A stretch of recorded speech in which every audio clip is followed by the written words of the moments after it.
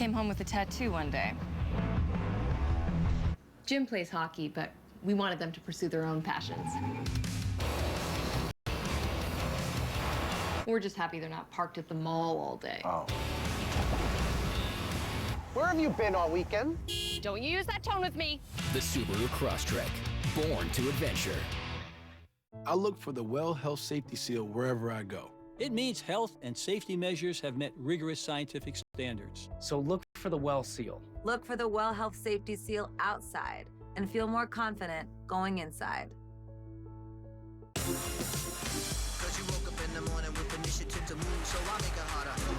Michelin fights waste by developing tires made to last. Michelin, motion for life. Welcome to Dash Pass from DoorDash, with no delivery fees and perks that grow on trees. Here's a deal for subscribers exclusively. Buy a Burger King Whopper, get one free. For more delicious deals, subscribe to Dash Pass from DoorDash. Save on all your meals. Sibling against sibling. Brother against brother. Before every road trip, the fight for space raged on. Until one day, my parents brought us peace. With room for up to 8, the fight for space is officially over in the biggest Subaru ever. The new 2022 Subaru Ascent. Big on space, big on everything. Closed captioning is brought to you by Nutro. Feed clean.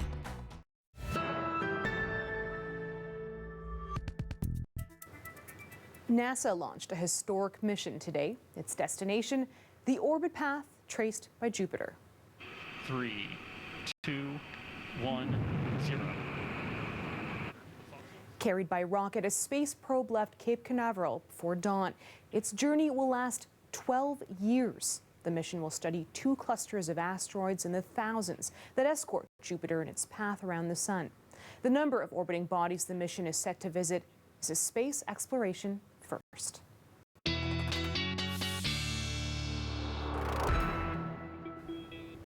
Back here on Earth, we will check in once again with Sophia Kambalia, who has our extended forecast.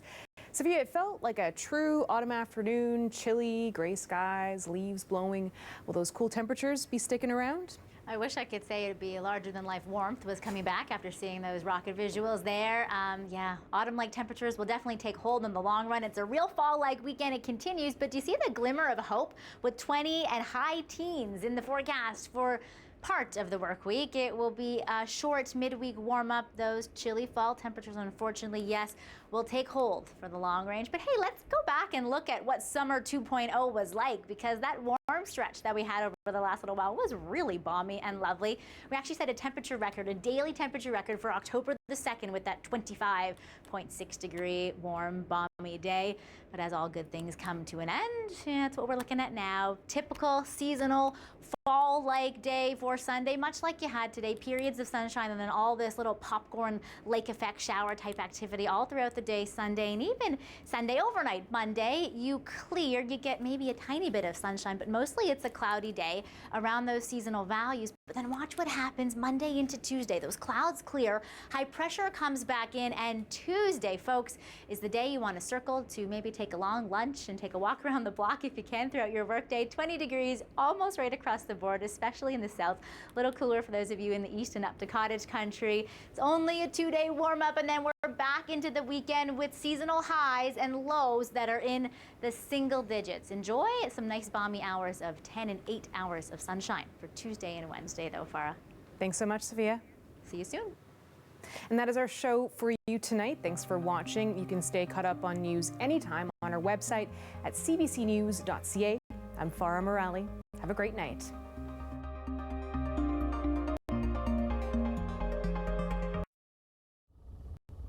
The following is a presentation of the National Hockey League on Sportsnet.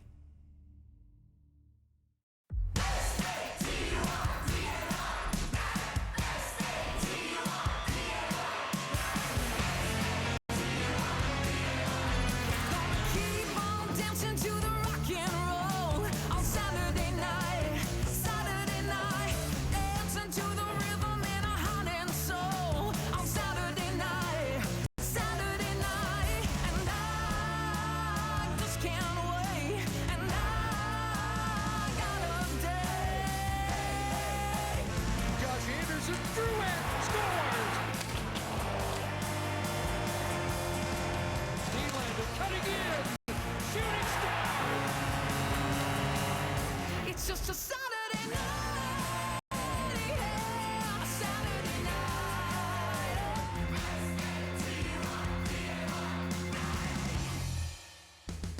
Six Nations Mohawk two-spirited song sensation Shawnee Kish.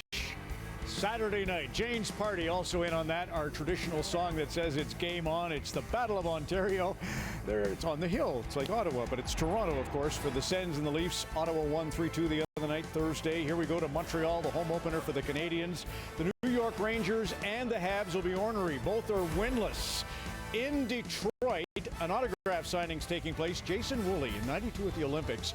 Canada's Dave King chose Jason to shoot in the shootout. He's a defenseman. John Ogrodnik, 50-goal guy. And by the way, our broadcast team, John Shorthouse, Corey Hirsch, Dan Murphy, just landed like a half an hour ago in Detroit. But they will have the game. And hello to John Garrett. John had a positive test, so he's home eating fast food and feeling great. But he can't be on the trip. And John, we say hi to you. And there you see also coming up, Battle of Alberta and the Jets and the Sharks. John Ogrodnik, Kelly. Let's begin. Good evening, Kelly and Jen and Kevin. Everybody know the team. It's nice to be back on Hockey Central. Do you want to know where David Amber is? Well, I don't know, but it feels very unbiased around here, which I like. So he must not be in the building yet. He's right? here. He's here. He is. Okay. He'll be helming a few of the games tonight. Elliot's here with Jeff Merrick, star of the Jeff Merrick Show, is going to do 32 Thoughts in the second intermission. And Cabby is here, Cabral Richards. But John Ogrodnik, go ahead. My favorite story. So Sean Burr, a teammate of mine in San Jose, he's going to tell me a story about John. And I've known John for a lot of years, right? But Sean was a rookie with Detroit. They're on the ice together in a preseason game, and there's an offensive zone faceoff. So Sean goes up to John, the veteran, and says, "Hey, where would you like me on the faceoff?" And John points to the press box. That's a little harsh. Hey, the story of the day, Elliot, over to you. All right, so be familiar with the name Alex Bishop. He's somebody that you're going to get to know today. Alex Bishop is dressing for the Maple Leafs as their backup tonight to Jack Campbell. Now, you may be wondering why he's got to do this and why they couldn't call up Michael Hutchinson because of the injuries. They have three players out tonight. Hall on defense, Mrazek in goal. He was injured Thursday in Ottawa. And, of course, Austin Matthews. Now, none of those players are injured enough right now to go on long term, which could bring cap relief. And because of Hall's injury, they need Timothy Liljegren in the lineup. If they didn't need Liljegren, they could have sent him down today and called up Hutchinson, but because they do, they're too tight to the cap. So as a result, Bishop, who has played for U of T and has been in the Leafs' regular emergency goaltender rotation, they know him. He's been around a little bit. For example, you may remember February 22nd, 2020, that was the David Ayres game against Carolina. If Bishop had been the goalie that night on the E-Bug rotation, that would have been his game. But it was Ayres, and we all know what happened. So this is potentially his opportunity, depending on what happens between the Maple Leafs and the Senators, Ron. Honestly, Elliot, can you imagine? So it's kind of like a target on your back for Toronto right away. They get off to a bit of a tough start because they lose in Ottawa. Now they got this. What about Jack Campbell? What about the Leafs mode? Yeah, different pressure, right? Because I think a lot of goaltenders, at least I did, we really felt protected if we had a safety net, right? So you look at Jack Campbell, he doesn't have that tonight. And throughout his history, so if you look at his time in Toronto, Campbell, he had Freddie Anderson as the backup when he wasn't playing. And when you go back to his time in LA, who do you have there? Jonathan Quick. I think that's a lot of protection. You really feel safe when you're in that situation, whether it's through poor play that you're going to have to make a goalie change, injury, whatever that circumstance is. I remember when I had to go through that my first time with the Islanders. Billy Smith was injured. We didn't know how long he was going to be out. And I know Dennis Potvin came over to me and said, listen, you don't feel like you have to win every game. We'll protect you. And I went through it. I went 5-1, which really gave me a lot of confidence. And by the way, then the organization knows they can trust you too. Right. Well, and you know that you come in, you want your guys to have a great personality. You know, Campbell's going to be the first one coming in to make sure that Bishop feels as welcome as he possibly can. And for the Leafs to not overreact. I mean, if you keep things in perspective, this is one game, a one-game situation that they're in right now. They don't have cap space because this is a team, they have the mentality, they're going for it. If they had extra cap space, you know, fans and everybody would be outraged, would be questioning why they're in that situation. So for them, they need to adapt to this small change, get through these moments, and hopefully Bishop can have a great time here tonight. You usually don't have to deal with adversity like this so early on in the season, but like you just said, this can galvanize a group. But I look at how the Leafs are going to respond. We have a little bit of a flashback from last year, January 15th, the second game of the season. Ottawa comes and they beat Toronto. They beat them very well. And then Austin Matthews after the game says, wow, that's a good hockey team. So what happens the next night, January 16th, when they play again? The Leafs outshoot them by double, 40-19. Leafs win that game 3-2. So I'm looking for a similar response tonight from the Leafs. So no Matthews, of course, with the wrist, and now the situation with Brady Tkachuk. We were hoping he'd play tonight after signing the big $57 million, but he's not. He is going to speak to Elliot Friedman. Elliot. Thank you, Ron. Brady, thank you for joining us, and congratulations. And I guess the first question is, was there a point at all that you were concerned that when the season started, you would not be an Ottawa Senator? Well, I mean, the business side's kind of the business side. You got to prepare for all options, but I knew things were starting to trend in the right direction, when the, a couple days before. So I'm just happy that it transpired the way it did, and I'm super happy to be here for another 7 years. One of the things we heard in the conversation was that you just wanted to make sure that things were going to continue with this great group of young players the Senators had.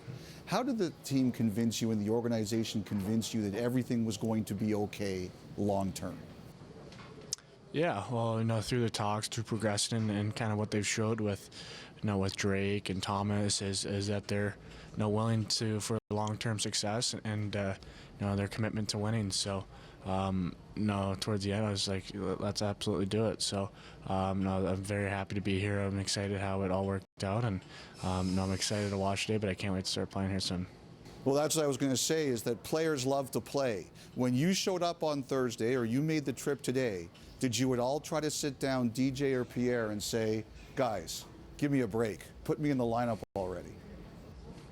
Yeah, I mean, it's, it was doing a bunch of skating leading up to this, but, I understand what, everybody's thought process is injury prevention, stuff like that, and, but the last couple of days been bagged pretty good, so I'm just trying to each day work as hard as I can to get in the best game shape I can be.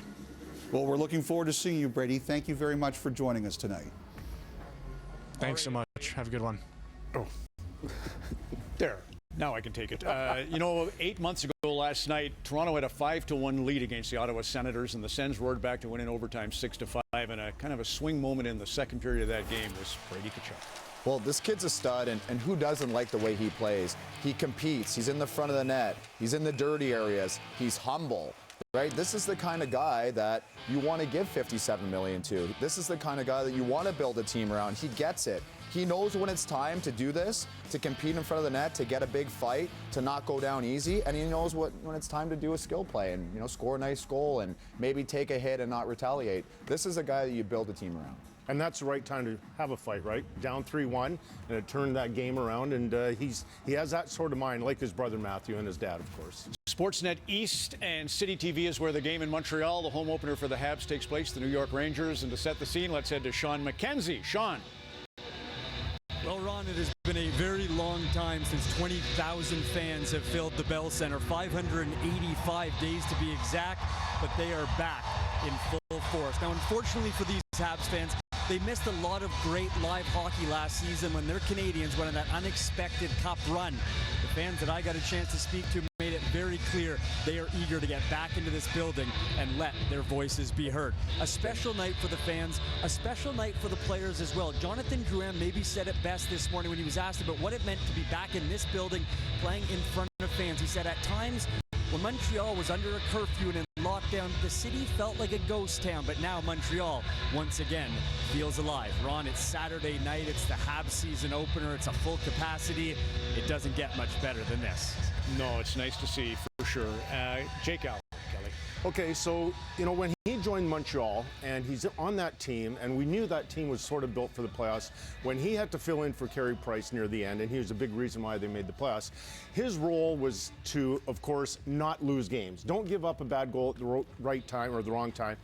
This year, unfortunately, with all the losses with Weber, Edmondson, Deneau, and Byron, this is a different looking team, and his role, whether he's going to admit it or not, is now going to change. He's going to have to steal some games or some points. There's no way around that. And usually when you're in that situation It doesn't bother you or affect you early in the season. Depends how long Price is out. Then it can start to wear on you. And so that's a different mindset. I don't know what that number is. I don't know how many points he's going to have to steal or games in a month or something, but that is a fact. He's got no safety net anymore. There you go. Seriously. Well, and there's been so much conversation about Weber and Price and them starting the season without them.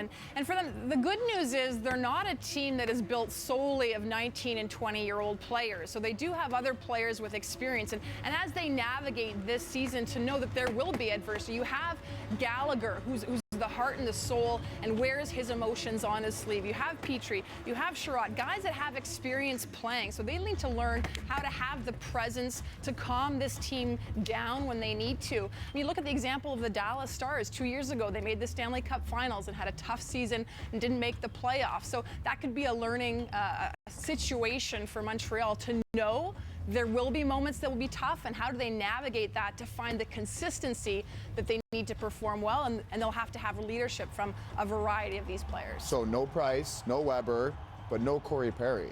And there's another guy who has a ton of experience that played a huge role for them last year and led by example. This is what he's doing this year. He goes to the Tampa Bay Lightning. This is a 4-1 game with 4.5 minutes left, and he comes across ice and lays himself out to block that shot. That's not going to affect the outcome of the game, but that's just who Corey Perry is, and that's leadership, and that's a veteran guy that knows what it takes. He'll be missed in the Montreal dressing room by all those. What are you laughing at, Kelly? Because you always talk about He's a great player. He's a great player.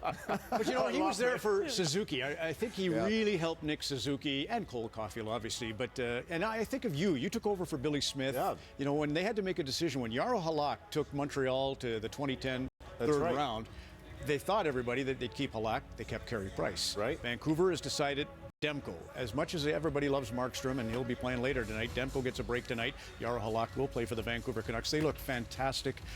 3 or 4 points. All the key guys, those who just signed, are great. Demko's been great. What about the situation with Halak? I think this is a great move to get him in, and I'm going to tell you a little about this guy. He is highly competitive, right? Although most people think he's going there in a relief role, right, to support Demko, this guy's going to challenge him. Like, he had an off year last year, didn't go very well in Boston. This guy competes, and he wants to make sure that when he goes in there, that he's going to force Demko to be at his best every single night. I really like this move. Again, he's 36 years old, and I know that last year was a disappointment to him. And people like Halak that are that proud, you know he's going to bounce back. He doesn't have a lot of years left, but I think this year's going to be a good one for him. So a guy who has a lot of years left is Pettersson, and he missed a lot of training camp with the contract negotiations, as did Quinn Hughes. But I think looking at him in the first 2 games, he looks very sharp. And he's obviously a really skilled player. I think at times Quinn Hughes has looked a little rusty, and maybe he hasn't benefited from the time off. This guy who missed a lot of time has looked really good early, and that's a great sign. Well, and Kevin, I mean, Hughes might have been rusty at times, but he came through in key moments. In overtime, he played for .234. In that last game was a big reason why Vancouver outshot Philadelphia 6-2. And he has that composure and that poise with the puck, which is absolutely exceptional. Okay, the Hall of Famer Jim Houston. Jim, you're home watching Hockey Night in Canada tonight. You deserve to do this. Growing up in Fort St. John, BC, Saturday night was Hockey Night in Fort St. John. The Flyers played, and it's funny, you called your first Stanley Cup for us in 2009. Great. And within 10 months, didn't Fort St. John win the Allen Cup? Absolutely. So enjoy the night. Here's the best of you. Scramble draw comes to the point. Rafalski shoots. Knocked down in a mad scramble. Lindstrom shoots at a tremendous save by Fleury. They've done it. The Penguins have done it. Sidney Crosby and the Penguins have won the Stanley Cup. Saucer to Barker. He shoots. Great save, Luongo. Great save, Luongo on Ovechkin. Rebound. Great save, Luongo on Patrick Kane. Knocked the puck loose to Edler. Back in for Alex Burrows. It's up in the air. Score! Vancouver's won it in double overtime, and the Vancouver Canucks are going to the Stanley Cup Final. Campoli trying to clear it. Burrows shoots, scores! For Vancouver, it's a wonderful day for an exorcism. Burrows wraparound scores! Alex Burrows has done it again! Alec Martinez will lead the rush to center. To Kyle Clifford, to Foley, shoots, great save, rebound, they score! Alec Martinez gets the goal!